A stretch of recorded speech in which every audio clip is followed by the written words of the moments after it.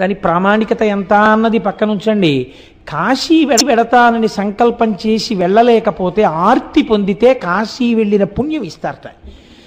రామేశ్వరం వెడతానని సంకల్పం చేసి వెళ్ళకపోతే మహాపాపాన్ని ఖాతాలో వేస్తారట.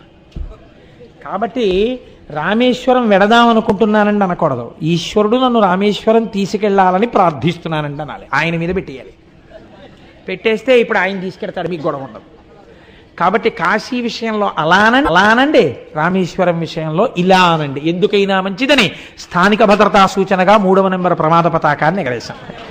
ఏమండి, అందుచేత ఈశ్వరానుగ్రహము చేత ఆ ఈశ్వరుడే మనని కాశీ రామేశ్వరముల దర్శనము చేయించి మనకి అటువంటి అనుభూతిని, అటువంటి జ్ఞానాన్ని, అటువంటి భక్తిని, అటువంటి భవసాగర తరణము చేయగలిగినటువంటి అదృష్టాన్ని ఈశ్వరుడి యొక్క నిర్హేతుక కృపా